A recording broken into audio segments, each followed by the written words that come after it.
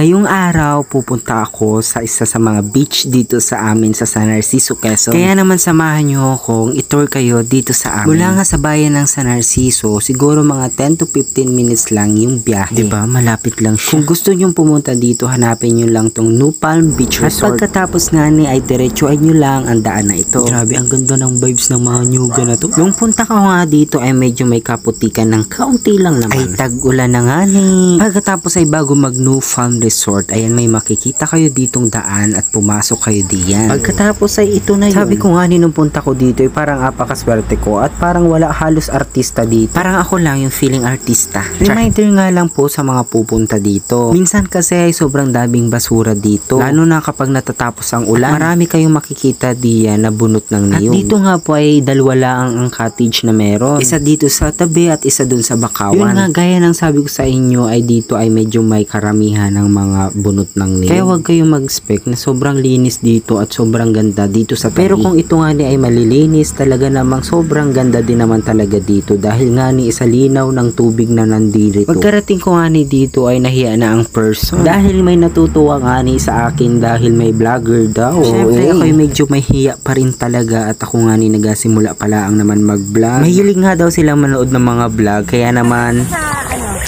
Bertumpo, Bertumala. Hindi pa naman ako nagasimula pa lamang.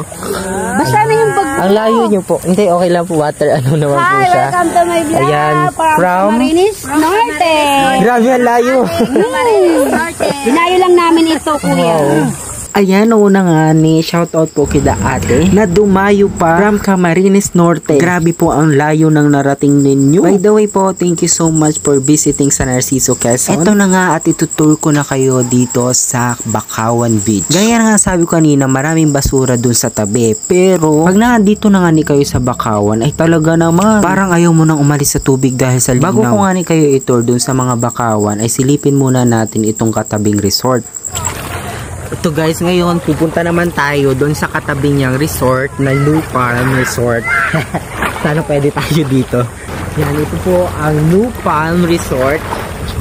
Napaka-vloggers ng person. Hindi na nga niya ako tumuloy doon dahil ako'y nahihiya. At kasi parang may ginagawa sila doon sa tabi ng dagat. Pagkatapos nga niya ay nag-decide na akong pumunta na ulit sa mga Bakawan. Habang nga niya ako papunta ay napansin ko yung part nito sobrang linaw. Dito nga ni guys yung kalimitang gustong tambayan ng mga pumupunta dito. Ay grabe ba namang sarap din nga ni talaga tumambay sa ilalim ng puno. Tapos may ganito kalinaw na tubig. Ay pag ganito ay sobrang sarap sa pakiramdam. Legit naman talaga guys. Pag ganito nga ni yung vibes, marirelax ka at nakakatanggal din ng